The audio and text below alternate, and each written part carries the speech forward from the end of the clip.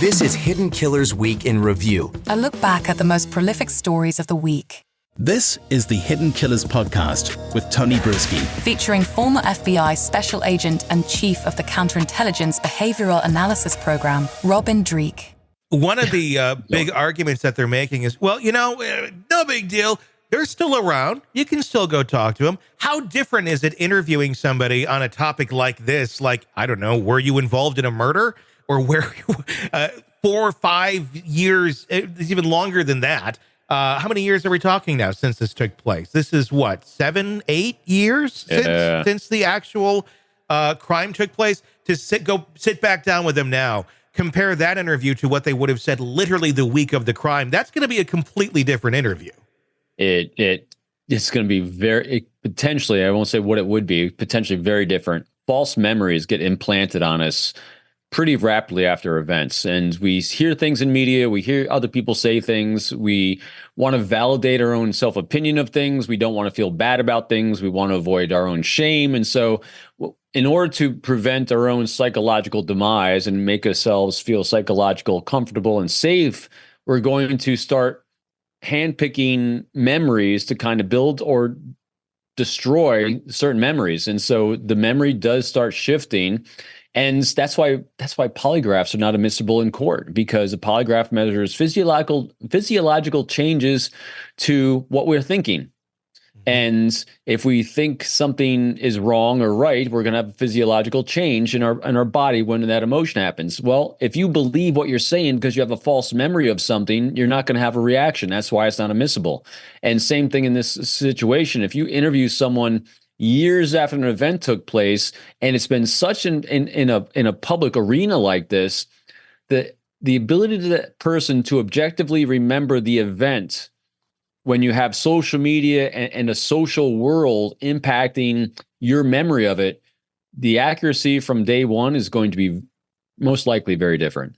I would also probably add in there too that if you were involved in this 8 years ago, and you've gotten away with it all this time, you probably have figured out your alibi pretty strong at this point, a little bit better than you would have maybe the week of when you're being questioned.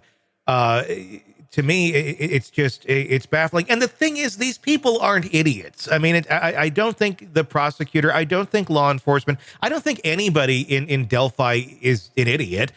But I do think they're very much out for their own self-interest here. They have to see the optics of this. Do they not? Do they not see how bizarre this all looks by stating that, they're going to accidentally record it over? Not a big deal, not evidence at all, not related to the case, even though it is evidence and completely related to the case.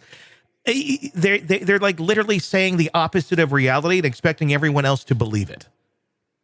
They seem completely tone deaf of the perception of what's going on.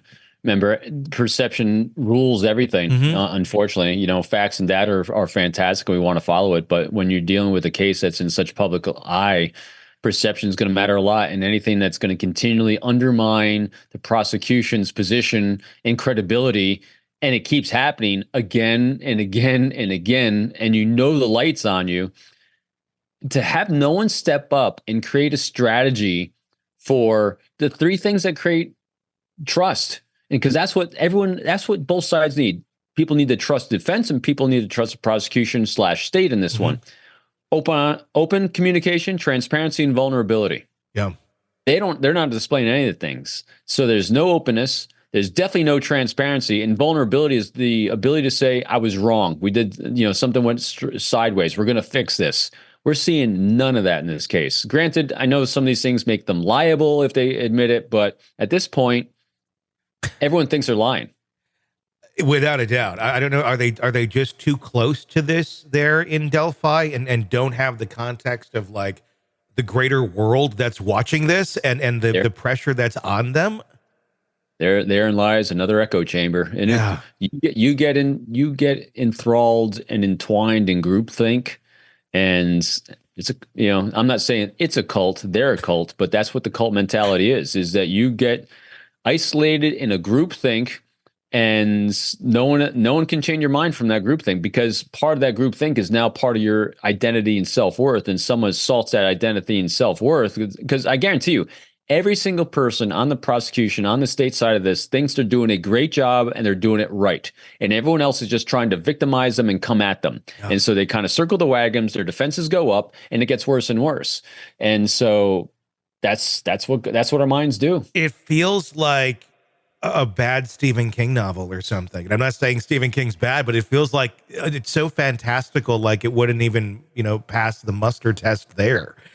Just with the cult-like thing going on, where this small community circling the wagons, and they're all in this thing. I mean, it's like we're just waiting for them. And the thing is, there is the aspect of this to be gathered in the wood with robes at night. That's there. That's part of the story too, possibly with the Odinists.